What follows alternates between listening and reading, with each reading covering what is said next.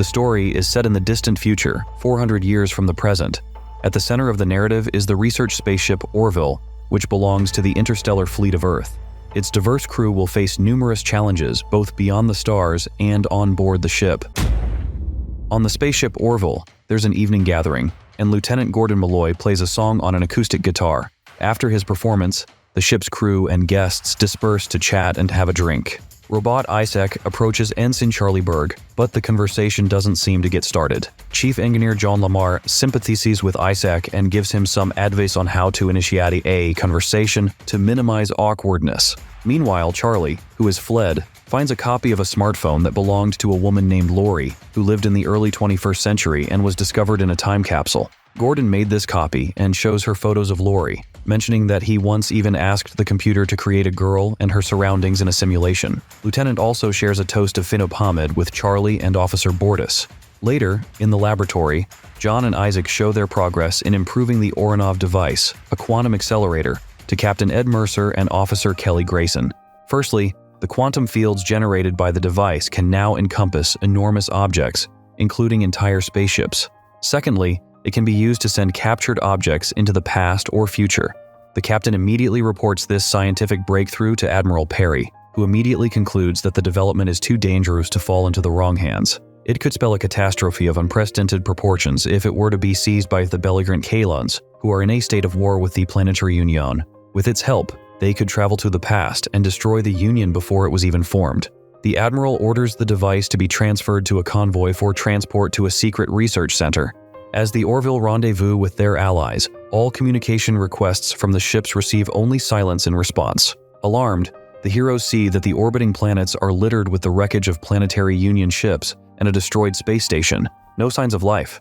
Somehow, the Kaylons learned of their approach and destroyed the research center. The Orville falls into an ambush. The convoy engages in a frantic battle with the enemies. The Orville maneuvers through the ruins, but sustains significant damage. Union command orders all ships to retreat, but the Kaylon flagship immobilizes the Orville with a tractor beam and demands the surrender of the Oronov device. Ed orders Chief of Security Tala to destroy the cargo, but a massive piece is cut into the ship, and Tala is injured. Lieutenant Malloy steps up to fulfill the task, takes a blaster, and rushes to the laboratory. The crew overloads the quantum core and channels all the ship's energy into the deflector, hoping it will cause an energy surge that will disrupt the tractor beam. Gordon needs a moment and takes aim at the device, but hesitates for a second, just as the core overloads to 100%. Something strange happens with Gordon, and the Orville breaks free from the enemy's grasp and makes a quantum jump to a safe location. After the battle, the crew assesses the damage and discovers that Gordon has disappeared without a trace. John retrieves data indicating that the device recently activated on its own. Before the crew can test their hypotheses, they receive a communication from Malloy, which was sent 400 years ago and originates from Earth. In it, Malloy explains that he found himself in the year 2015 and has been there for 6 months. He calls for help and asks to be rescued from this temporal predicament. However, the team also finds a necrolog in the archives, stating that Malloy lived out his days on Earth, working as a private aviation pilot.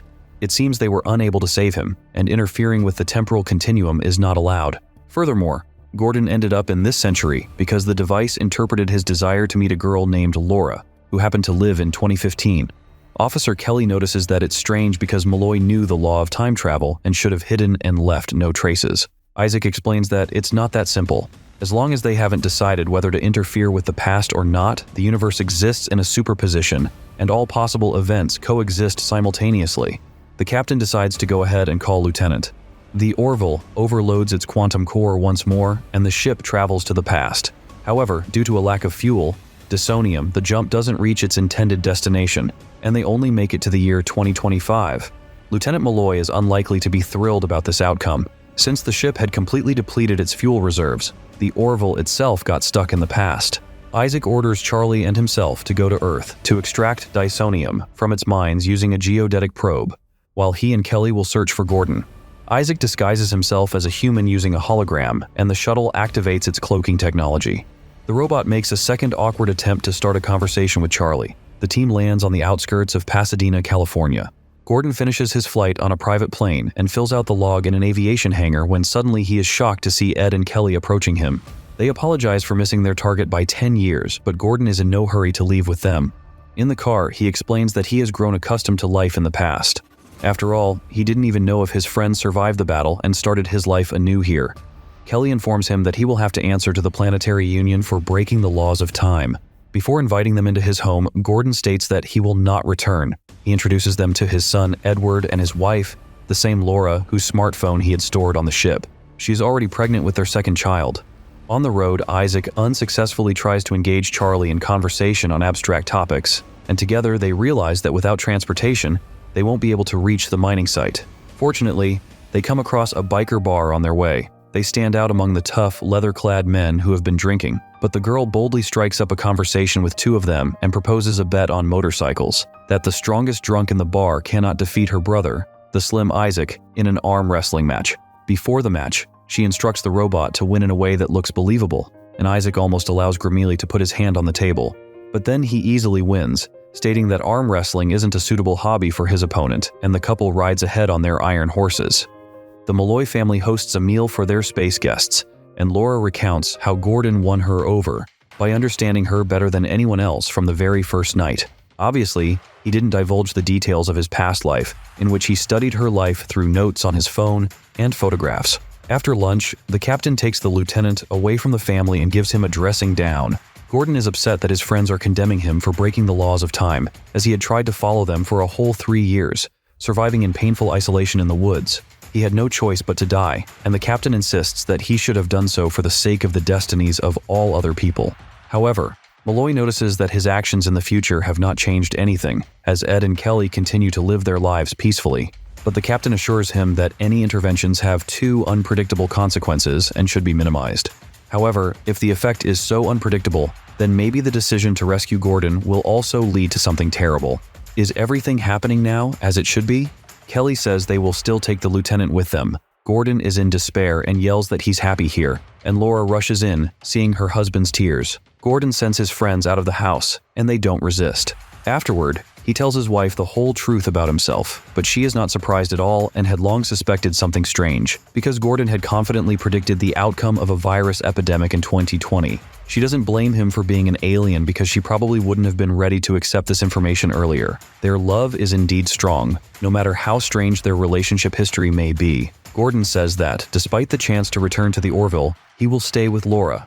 Charlie and Isaac reach the Dysonium mine. Analysis shows that the entry point to the mine is right beneath a house that is up for sale. Realtor Nancy is nearby and notices the heroes, mistakenly taking them for a young couple looking for a home. She leads them inside, where the girl reluctantly pretends to be in love with the robot to avoid arousing suspicion. They inspect the basement and stay there alone to activate the umbrella. While the machine extracts Dysonium, Isaac makes another attempt to start a conversation, which irritates Charlie, who demands to know immediately what he wants from her. The robot explains that he wants to thank her for reactivating him. She had once saved his life. The girl responds that she was just following orders. Isaac asks why she's so angry with him. It turns out that Charlie loved a girl named Amanda, who died because of the robot, who had sided with the enemies of the Union. But Charlie never told her about her feelings because he hesitated. Connecting all the dots, the heroes depart, and Charlie, angry and upset, tells the realtor that they are newlyweds who have just split up. Later that evening, Gordon watches TV with his family when the doorbell rings. This time, the captain and his assistant have brought Tala to forcibly take Lieutenant Malloy. Gordon says he won't leave his family and go to the Orville unless Laura and his son can come with him. When the officers refuse, Gordon points a blaster at them and threatens to either kill or at least stun them with a shot and hide his family so they will never be found. At that moment, Ed receives a communication from Isaac stating that the ship is fueled and ready for another time jump. Ed decides to leave the Malleys alone and instead make a new leap into the past, this time 10 years ago when Gordon was still waiting for them. This will undo all the events that happened in the Malloys' lives, creating a reality where their love never existed. Gordon and Laura accuse them of heartlessness and plead for them to reconsider, but the officers silently walk away. The lieutenant himself doesn't pull the trigger either.